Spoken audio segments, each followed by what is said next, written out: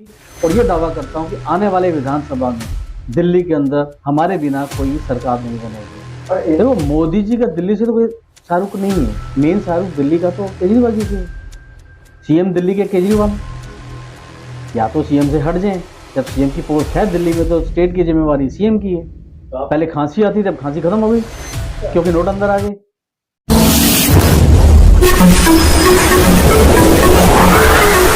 नमस्कार, आप देख रहे हैं भारत न्यूज। मैं हूं आपके साथ डिंपल राणा। आइए देखते हैं आज की बड़ी खबर, लेकिन उससे पहले आप हमारे चैनल को सब्सक्राइब करें ताकि कोई भी खबर आप मिस ना कर पाए। देखिए, सबसे पहले तो बस आप सबका धन्यवाद करना चाहूँगी। मैं अंजुम खान, ये जनरल सेक्रेटरी। तो सबसे जो आपने पूछा मुझसे कि जो भी पॉल्यूशन हो रहा है उसके लिए क्या करना चाहिए। देखिए, वैसे तो सभी को मिलकर करना चाहिए पॉल्यूशन के लिए, क्योंकि सभी परेशान है, एक व्यक्ति परेशान नहीं है इससे। तो हम लोग क्या करेंगे, सब लोगों को पहले सब लोगों को समझाएंगे, बताएंगे कि कहाँ से क्या इसको फ़ायदा पहुँचाना है। जैसे हर घर के अंदर 3 प्लांट्स होनी चाहिए, तो वो 3 प्लांट्स इतना इनफ है कि आपके पूरे ऑक्सीजन को वो कवर कर सकते, पूरे एक घर को, एक रूम को। तो हर इंसान तो नहीं लगा सकता कि यहाँ पे एयर प्योरीफायर लगाए, नहीं लगा सकता।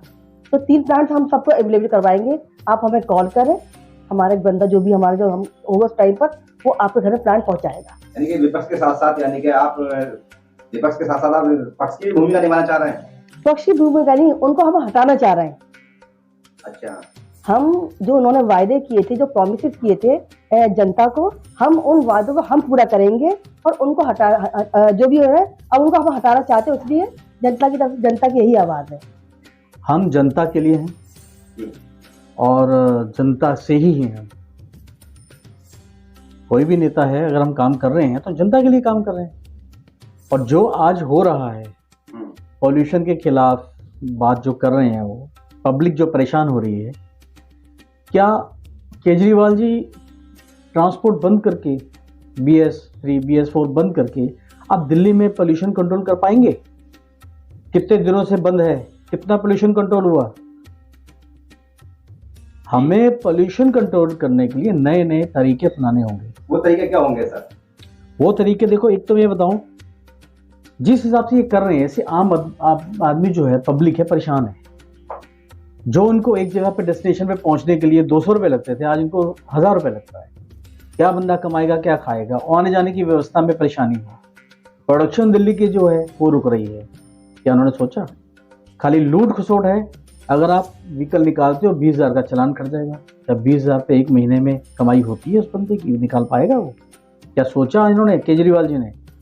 बंद कमरे में बैठ के, AC रूम में बैठ के कह देना बड़ा आसान है कि आज से ये व्हीकल बंद, जो लाएगा उसको 20,000 रुपये का नुकसान, हर्जाना देना होगा।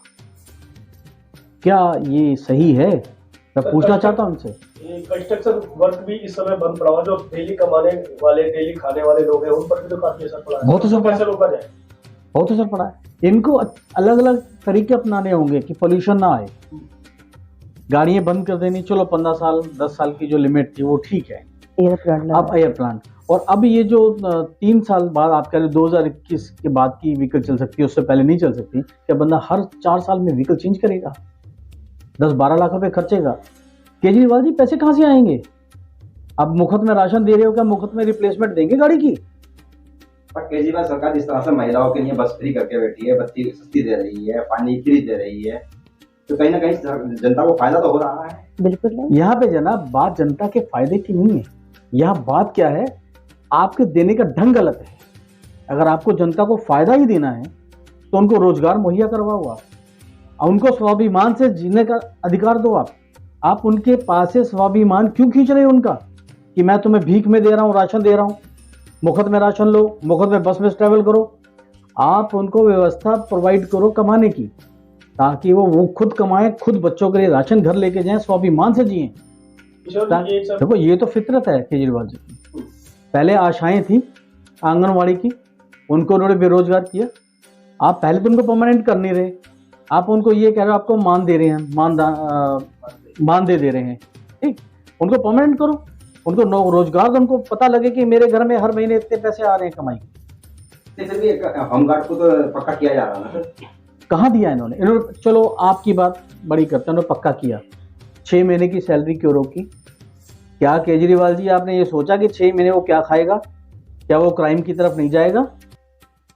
जिसके घर में पैसा नहीं आएगा 6 महीने, वो क्या करेगा? कोई ना आप कुछ। डिफेंस की बात कर रहे हैं और पूरी तरह से हमला कर रहे हैं सब सरकार पर, अरविंद केजरीवाल पर। तो सवाल आपसे भी होता है कि क्या एनसीपी पार्टी या आपके प्रदेश अध्यक्ष नीतू के अंदर यानी कि कोई समर्थन या कोई उनको सहयोग किया जा रहा है जो धरना दे रहे हैं दिल्ली सचिवालय पर? जी, हम जाएंगे, उनके साथ जाएंगे, जरूरत पड़ेगी उनके साथ भूख हड़ताल पे भी बैठेंगे। वो हमारी दिल्ली की जनता के नुमाइंदे हैं, जनता जनार्दन है, हम उनको पूरा साथ देंगे। जनता के नुमाइंदे मान रहे हैं आप या इस पर राजनीति हो रही है? देखो, कही जाए तो राजनीति नहीं, हम बिना राजनीति की बात कर रहे हैं। उनके इंसाफ के लिए हम भी लड़ेंगे, ये हमारा दायित्व भी बनता है, फर्ज भी है। एक सवाल और करना था सर हम आपसे कि जिस तरह से हर पार्टी में अक्सर होता है भाई भतीजावाद या घरेलू रोटी कलेश होती है, आज आपके मुकदमे की हेयरिंग भी आप लोगों की है जी, जो कि मालूम होना है कि पार्टी किसकी तरफ रहेगी, प्रफुल्ल जी की रहेगी या शरद पवार जी की रहेगी, तो क्या आप किसके साथ रहेंगे? हम तो अजीत दादा पवार के साथ हैं। पार्टी तो एनसीपी है, जहां घड़ी जाएगी वहां हम हैं। आज मुझे 22 साल हो गए घड़ी के साथ, और सब लोग अजीत दादा पवार के साथ हैं, प्रफुल्ल जी के साथ हैं, क्योंकि सबको काम चाहिए। हाँ, पवार साहब सम्माननीय हैं हमारे और रहेंगे। उनका जो मान है, इज्जत है हम सबके दिलों में, वो हमेशा रहेगी। नहीं, कल आप 22 साल से कार्यकर्ता है, 22 साल का कार्यकर्ता और बाकी लोग भी आप यानी कि कैबिनेट में यानी कि बॉडी मेंबर हैं, आप लोगों ने बैठ के एक बार भी नहीं कहा, दबाव नहीं डाला कि भाई बड़े आप बड़े लोग हो, एक साथ हो जाओ? ये बातें हम नहीं खोल सकते। जब कई इंटरनल ऐसी सीक्रेसीज होती हैं कि जो आम नहीं की जाती। एनसीपी की अगर हम बात करते हैं तो दिल्ली जैसे राज्य की बात करें, एक समय था कि एनसीपी के ये विधायक भी यहाँ पर मौजूद जी। थे, परंतु ऐसा क्या रहा कि उसके बाद और उससे पहले नदारद से दिखाई दे रहे हैं। अब पक्ष और विपक्ष की लड़ाई रह जाती है, सिर्फ एनसीपी दिल्ली में क्यों नजर नहीं आ रही? देखो, जो स्टेट प्रेसिडेंट होता है, कुछ जिम्मेवारी उसकी भी होती है। देखो, मैं पहले की बात अब क्या करूं, मैं तब की बात करता हूं। जी, अब मुझे मिला है, मौका मिला है काम करने का, तो काम कर भी रहा हूं और अच्छे से करूंगा भी। और ये दावा करता हूं कि आने वाले विधानसभा में दिल्ली के अंदर हमारे बिना कोई सरकार नहीं बनेगी। और एक सवाल और भी आ रहा है कि पिछले जो प्रेसिडेंट कह रहे हैं आप, पिछले कह रहे हैं, और हमें मालूम हो रहा है कि शास्त्री जी तो अभी दिल्ली प्रदेश अध्यक्ष उनके बता रहे हैं सबको कि मैं दिल्ली प्रदेश अध्यक्ष हूं। देखो जी, शास्त्री जी जो कह रहे हैं वो अपनी जगह कह रहे हैं, कैसे कह रहे हैं, क्यों कह रहे हैं, वो ही बताएंगे। उसका जवाब मैं तो नहीं दे सकता ना। I am not Shastri, I am Kishore Gauri. ठीक है, जो मेरे बस में है वो बता रहा हूँ। फिर भी एक सवाल बनता है सर कि कार्यकर्ता क्या कहे और किसके साथ चले? तो इस टाइम सभी कार्यकर्ता हमारे साथ हैं, जी दादा पवार के साथ हैं, राष्ट्र में भी और दिल्ली में भी। 24 आ गया है सर, 24 में तैयारी दिल्ली प्रदेश क्या करके बैठा है? हालांकि मैं जान रहा हूं कि आप नवनियुक्त प्रदेश अध्यक्ष हैं, फिर भी कुछ तो तैयारी मन में ले ली। हाँ, चल रही है।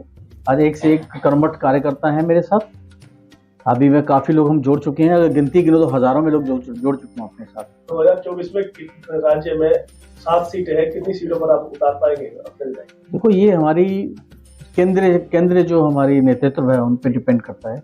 हम तो अपनी पूरी साथ की तैयारी लेके चल रहे हैं, जैसा आदेश होगा ऐसा करेंगे। फिर भी एनसीपी के अंदर महिला कार्यकर्ता बड़े कम दिखाई देते हैं, ऐसी क्या वजह है? आपने तो स्टडी की होगी कुछ। ऐसी बात नहीं, ये भी तो महिला हैं। अभी महिला अध्यक्ष हम जोड़ने जा रहे हैं, ये फर्स्ट वीक में ज्वाइन कर लेंगी वो। जितनी महिला एनसी पार्टी के अंदर है ना, आप इतनी अब कहीं नहीं है। सबको मान जितना सम्मान सम्मान है। यहाँ मिला है वो कहीं नहीं मिला। एक आखिरी सवाल ये है अजय जी कि आपकी पार्टी पर एक नाम रहा है कि भाई आप सेकुलर पार्टी रहे हैं, और भारतीय जनता पार्टी एक धार्मिक पार्टी करके, और आप वहां से गठबंधन करके बैठे हैं, तो कैसे मिलाप कर पाएंगे दोनों का? देखो, हमें अपना काम करना है, हमें जनता के लिए सोचना है, हमें जनता को सहूलियत मुहैया करवानी है। हम एक लड़ाई लेके चल रहे हैं कि हमें स्वाभिमान चाहिए जनता के लिए। हम हर बंदे को स्वाभिमान से उसको ज़िंदगी बिताने का मौका, अवसर देना चाहते हैं। ये नहीं कि तुम आओ राशन ले जाओ, ये ले जाओ। और पर्यावरण को लेके मैं सबसे अपील ये करूँगा कि हर बंदा अपने छत के ऊपर पौधे लगाए। धरती पे नहीं लगा पाते हो, आजकल बिल्डिंग्स ऊपर की तरफ ज़्यादा बढ़ रही हैं, तो अपने छत पे ऐसे प्लांट्स लगाओ जो ऑक्सीजन जनरेट करते हैं। 8-10 प्लांट्स हैं, जैसे कि मैडम ने बताया, कुछ इंडोर में भी लगते हैं, कुछ आउटडोर में भी लगते हैं। उनको आउटडोर में लगाओ जिससे कि पर्यावरण हमारा ठीक हो। दिल्ली के प्रदूषण को लेकर चिंतित नजर आ रहे हैं, क्या कोई अरविंद केजरीवाल को आपको चिट्ठी वगैरह लिखी? मैंने आप भाइयों के जरिए काफ़ी मैसेजेस डाले उनको, अभी तक जवाब नहीं आया उनका। लगता है वो सो रहे हैं या कान में रुई है उनकी, पता नहीं, गॉड नोज।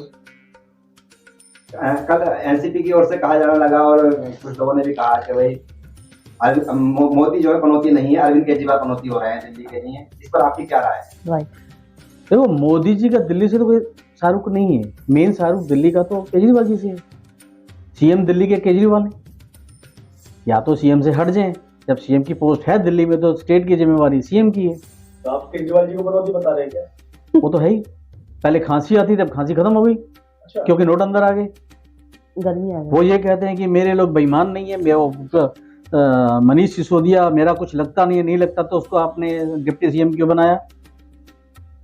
डिप्टी सीएम बनाया, आप सीएम हैं और पार्टी के कर्ता धर्ता हैं, टॉप शिखर पे बैठे हैं, तो आपके अधिकार आप कभी भी हटा सकते हो। केजरीवाल साहब मुख्यमंत्री के पद पे बैठे हैं, आप उन्हें पनौती बता रहे हैं। अजी, क्या मुख्यमंत्री के पद पे बैठा हुआ था पनौती नहीं हो सकता है क्या? वो काम ही ऐसे कर रहे हैं। कैसे काम कर रहे हैं? उन्होंने क्या किया? झूठ के अलावा क्या दिया उन्होंने जनता को? नहीं, पार्टी का दावा है सारी सड़कें बढ़िया हो चुकी हैं। कहाँ है? चलो मेरे साथ, कहीं भी गड्ढे- मैं दिखाता हूँ। उनके एमएलए क्या कहते हैं, मैं ये सड़क ठीक नहीं करवाऊंगा, आपने मुझे वोट नहीं दी। बोलो क्या जवाब है? चलो मैं दिखाता हूँ सड़कें।